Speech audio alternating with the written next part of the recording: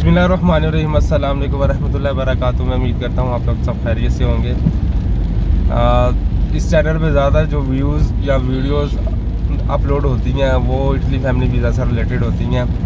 कोई भी चेंजिंग उसमें आ जाए, EU से रिलेटेड या फैमिली से रिलेटेड, न्यू औस्ता से रिलेटेड, अपॉइंटमेंट से रिलेटेड हम आपको अपडेट शेयर करते हैं। और साथ ही साथ में आप कह सकते हैं 10 to 20% जो वीडियोस इसके अंदर होती हैं वो दीगर यूरोपीय कंट्री में की होती हैं।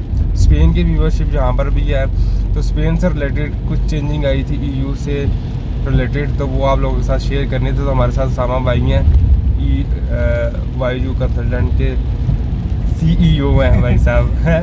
तो इनसे हम अपने इनके ओपिनियन लेते हैं कि करंटली कौन सी चेंजिंग आई हैं।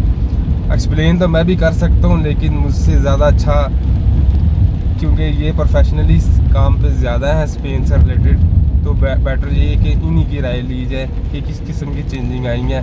तो आपको वेलकम करते हैं। सबसे पहले आपने टाइम निकाला हमारे लिए, तो थोड़ा सा ब्रीफली एक्सप्लेन कीजिएगा कि EU जो है स्पेन जो मैरिज से रिलेटेड है, कौन सी चेंजिंग अभी आई हैं जी। तो इसमें मैं अपना पॉइंट ऑफ व्यू इसलिए दे रहा हूँ कि मैंने रिसेंटली ये फाइल्स डील भी की हैं, वरना तो भाई भी आपको बता सकते थे। जो सारी बात है, जो समझने की बात थी वो इनको पता है, लेकिन क्योंकि मैंने ये रिसेंटली फाइल्स डील की हैं, मेरे क्लाइंट्स को वीज़े भी मिले हैं और 5-5, 6-6 फैमिली मेम्बर्स को भी वीज़े मिले हैं। जिस बेस की मैं बात कर रहा हूँ उस बेस पर वाइफ को भी और बच्चों को भी।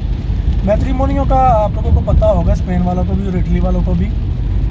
किसी एक स्पाउस के पास जो इटली का या स्पेन का पासपोर्ट होता है, स्पाउस हस्बैंड भी हो या वाइफ भी हो, दोनों में से कोई एक स्पेन में हो और उसके पास स्पेनिश पासपोर्ट हो, तो वहाँ पर अपने पाकिस्तानी स्पाउस को बुलाने के लिए निकाहनामे की रजिस्ट्रेशन होती है, जिसको मैट्रिमोनियो बोला जाता है। तो निकाहनामे की रजिस्ट्रेशन वहाँ पर करवाते हैं, निकाहनामा वहाँ पर रजिस्टर्ड होता है, तो उसके बाद फिर पाकिस्तान से आप वीज़ा अप्लाई कर सकते हैं।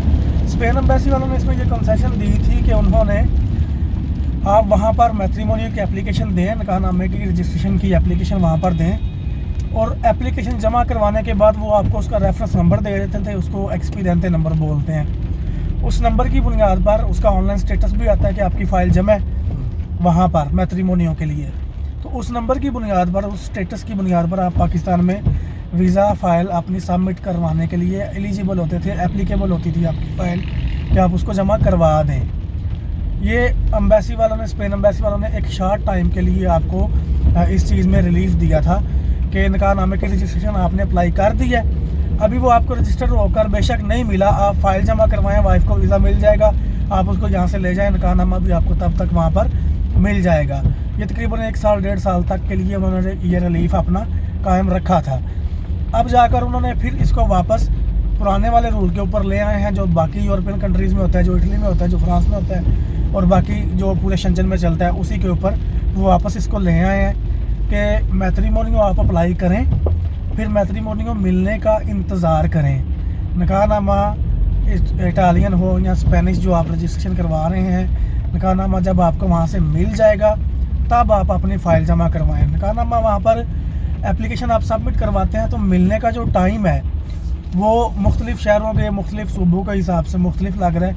तकरीबन 6 माह से लेकर ये टाइम 11-12 माह तक का लग रहा है। मुख्तलिफ़ शहरों के हिसाब से मुख्तलिफ टाइम है, किसी को 6-7 माह में मिल जाता है, लेकिन जो बड़े शहर ख़ास तौर पर जिनके ज़्यादा एप्लीकेंट्स हैं, मैड्रिड और बार्सिलोना, इनका टाइम इस वक्त ज़्यादा लग रहा है। तकरीबन 10 माह का इनका एवरेज टाइम चल रहा है आपको मैट्रिमोनियो रजिस्टर करके देने पर। तो ये टाइम ज़्यादा लग रहा है, इसी वजह से एम्बेसी वालों ने रिलीफ दिया था कि इतना टाइम आप खाली इसके वेट में बैठे रहें, तो इससे बेहतर है कि आप वीज़ा अप्लाई कर लें। तो लेकिन क्योंकि ये उन्हीं के ऊपर डिपेंड करता है, उनकी गवर्नमेंट के ऊपर और उनकी एम्बेसी के ऊपर, कि वो कब क्या रिलीफ देते हैं। अब आपकी जो ऑफिशियल चेक लिस्ट है, जो एम्बेसी की ऑफिशियल चेक लिस्ट है, अगर आप उसको देखें तो उसमें मैट्रिमोनियो का मिलना लाजमी है। सही। उन्होंने कुछ टाइम के लिए ये रिलीफ दिया था कि अगर नहीं भी मिला, कम से कम आपने रजिस्ट्रेशन अप्लाई तो की है ना, आपने सबमिट किया हुआ है, नहीं भी मिला तो आप फाइल जमा करवा दें। अब ये उन्होंने जो आपको रिलीफ दिया था, ये उन्होंने वापस खींच लिया है कि बस भाई जो हमने इस टाइम फ्रेम में आपसे फाइल्स लेनी थी वो ले ली हैं। अब हुआ ये है कि जब उन्होंने ये ख़त्म किया ना अचानक से, ये पिछले जुमे वाले दिन को उन्होंने ख़त्म किया, जो 26 या 25 मई जो अभी डेट बनती है, जब उन्होंने ये चीज़ ख़त्म किया तो बिल्कुल अचानक से उन्होंने ये अप्लाई कर दिया है। एम्बेसी वालों ने इंस्ट्रक्शंस भेज दी हैं वीज़ाट्रॉनिक्स वालों को कि अब आपने ये फाइल्स जमा नहीं करनी जो मैट्रिमोनियो की रसगुआर्दो पर।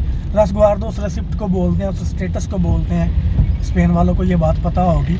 रसगुआर्दो की बेस पर जो फाइल्स आएंगी वो अब आपने जमा नहीं करनी।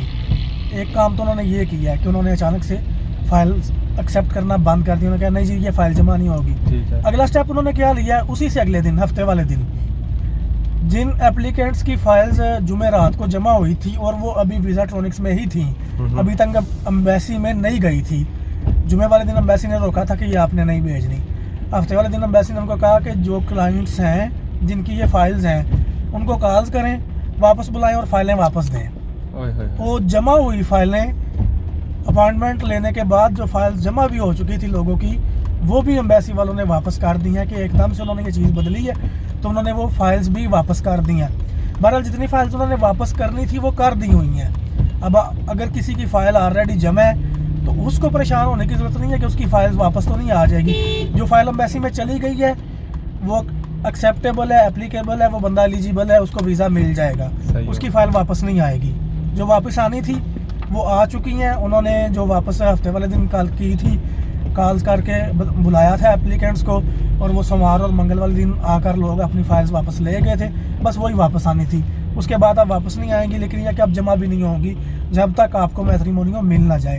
तो ये है जो मेन चीज़ है। जो नहीं, जिन लोगों की जुमेरात को सबमिशन हुई थी उन लोगों को कितने अरसे के बाद जाकर अपॉइंटमेंट्स मिली थी मैक्सिमम? अपॉइंटमेंट अगर तो बंदा खुद ट्राई करता रहे तो मुझे लगता है उसे तो 6 महीने लग जाएंगे अपॉइंटमेंट खुद ट्राई, अगर फुली एक्सपर्ट हो बंदा, अगर खुद ही कर रहा है, ठीक है। अगर किसी को हायर कर लेना, अगर कोई बंदा हमें भी हायर करते हैं ना, तो आगे हमारे पास पूरा ग्रुप है काम करने के लिए। सही हो गया। अपॉइंटमेंट की शेड्यूलिंग के लिए खाली ग्रुप है। फाइल तो मैं खुद ही बनाता हूँ, जैसे आप खुद ही बनाते हैं सारी, वैसे मैं खुद ही बनाता हूँ। लेकिन अपॉइंटमेंट के लिए मुझे खुद आगे सर्विसेज लेनी पड़ती हैं और आगे फीस देनी पड़ती है। तो ग्रुप होने के बावजूद हमें तकरीबन 2 हफ्ते का टाइम लग जाता है अपॉइंटमेंट बुक करने में, अपॉइंटमेंट की डेट उठाने में। जो डेट मिलती है वो 1 माह आगे की होती है। जिस दिन भी उसकी बुकिंग होती है उससे तकरीबन 1 माह आगे की अपॉइंटमेंट हमें डेट मिलती है। तो इतने टाइम में, और ज़ाहिर बात जब कोई हमसे करवाएगा तो अपॉइंटमेंट के चार्जेस भी देगा जो कि अपफ्रंट होंगे, नॉन रिफंडेबल होंगे। उस पर एम्बेसी ने उनको फाइल्स वापस कर दी हैं तो चार्जेस तो वो वापस नहीं होंगे, वो नॉन रिफंडेबल ही रहेंगे। तो ये मामला भी इसमें होता है। बहरहाल एम्बेसी के रूल किसी भी वक्त बदल सकते हैं, इस काम में ये एक है नहीं। लेकिन उन्होंने सडनली चेंज किया, लेकिन इतनी जल्दी चेंज नहीं ये करते स्पेन वाले। आप पहले नोटिस वैसे लगाते हैं, वीज़ाट्रॉनिक्स में नोटिस इसका आता है और वो पहले उसको चिस्पा कर देते हैं कि लोग इसको देख लें और ये खबर थोड़ी सी फैल जाए। लेकिन ये इस दफ़ा उन्होंने अचानक ही किया सारा। इस दफ़ा उन्होंने ये अचानक किया है। ये आपने जो मुझे ये बताया कि EU का मैट्रिमोनियो है वो उसका टाइमिंग हर सूबे की अलग-अलग है। ये बिल्कुल न्यूला वाला सीन है ना। हाँ जी। क्योंकि उधर भी कुछ सूबों के या कुछ इलाकों के न्यूला बड़ी जल्दी 2-3 महीने में निकल आते हैं और कुछ के 2-2 काफ़ी ज़्यादा टाइम, यानी कि 7-8 10-10 महीने तक भी बात चली जाती है। और फिर वो कंपैरिजन करते हैं कि मेरे फलाने दोस्त का तो बड़ी जल्दी आ गया तो आपको इतनी जल्दी आया। इसी तरह ऐसी बात है ना। हाँ जी। जैसे उनका प्रेफ्तूरा या कम्यून है उसमें जिस हिसाब से फाइल जमा होंगी, जितने एप्लीकेंट्स हैं वो उस हिसाब से उसको टाइम लगेगा। इनके जो इदारे हैं, इनका खिस्रो सिवल है मेन, जो ये मैट्रिमोनियो रिलीज करता है ना, इनका इदारा खिस्रो सिवल है, उसको बोला जाता है। इंग्लिश में अगर बोले तो सिविल रजिस्ट्रेशन सेंटर उसका मतलब होगा। स्पेनिश लफ्ज़ खिस्रो सिवल है। तो जिस हिसाब से एप्लीकेंट होंगे उस हिसाब से वो डील करेगा और टाइम लगेगा। चले होपफुली कि ये वीडियो आपके लिए वैल्यूएबल रही होगी। जो जिनका ये काम है, जिनका काम यानी कि जिन लोगों का मैट्रिमोनियो या EU है उनको अच्छी खासी समझ यहाँ से आ गई होगी। लाइक ये सिमिलरिटी उन्होंने कर दी है बिल्कुल जिस तरह स्पेन का हम करते, सॉरी इटली का हम करते हैं मैट्रिमोनियो वाला सीन, सेम उन्होंने इस तरह कर दिया। रसीद पे पहले काम हो जाया करता था लेकिन अब उन्होंने रसीद वाला पंगाना निकाल दिया। तो मज़ीद कोई क्वेश्चन हो तो इस वीडियो के कमेंट बॉक्स में आप हमसे कर सकते हैं, या फिर UI कंसल्टेंट चैनल पे आप चले जाइएगा, वहाँ से आपको काफ़ी ज़्यादा इंफॉर्मेशन इंशाल्लाह वहाँ से मिल जाएगी। तो नेक्स्ट वीडियो तक के लिए अपना ख्याल रखिएगा। अल्लाह हाफिज़।